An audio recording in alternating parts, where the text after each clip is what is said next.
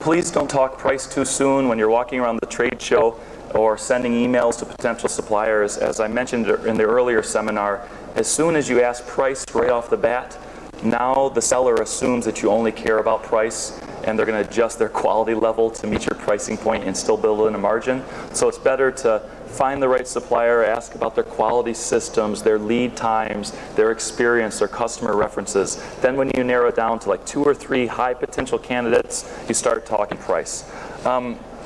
Also, here at the trade show even, we get a lot of buyers that come to me and say, Mike, you know, my orders are kind of small, and the suppliers are telling me they only want big orders. They have minimum order quantities that I can't achieve. What do I do? So I often say, well, first off, at least that factory is being honest about their minimum order quantities. They didn't accept your order, get you to pay a deposit, and then tell you that they have minimum order quantities. So that's a good thing. At least you know what you're going into. But don't just say, oh, I'm sorry, I'm too small, walk away. Ask that factory, tell me how you came up with that minimum order quantity. Maybe they say that they have a minimum order quantity of 500 units. And you're thinking, okay, is that 500 units per color, or is that 500 units mixed together? You know, ask, how did they come up with that minimum order quantity? It might mean because they need a lot of time to set up the loom, or it means that they have to buy certain raw materials, so their minimum order quantity is tied to the material that they need. So you buy your whole order of that one material, and now the minimum order quantity isn't a barrier. So ask them to explain their MOQ. Don't try to just negotiate it without knowing the reasons why that number is what it is. Also, you might be from the most famous Australian retailer.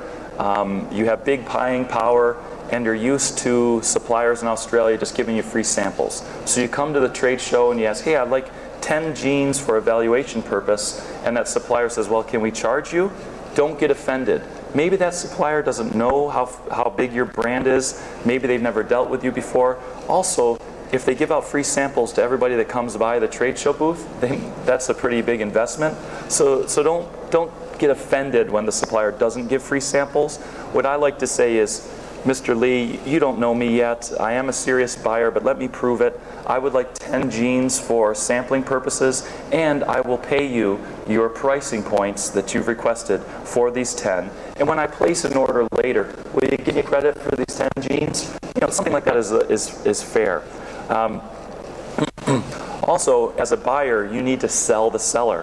What I mean is, you know, of course, every seller out there wants to deal with a famous brand and big orders. So when they say we have a minimum order quantity, or they're not so interested in working with you, you know, maybe tell them about your vision, how you've got some unique technology or ideas that you're willing to share with them. Maybe they have customers in America, but you can be their exclusive partner to open the Australian market. You know, maybe you're willing to go to China and work with their design team to create some new innovative ideas. So if you can bring something to the table other than volume, that might get you in the door with a mid-size or large factory.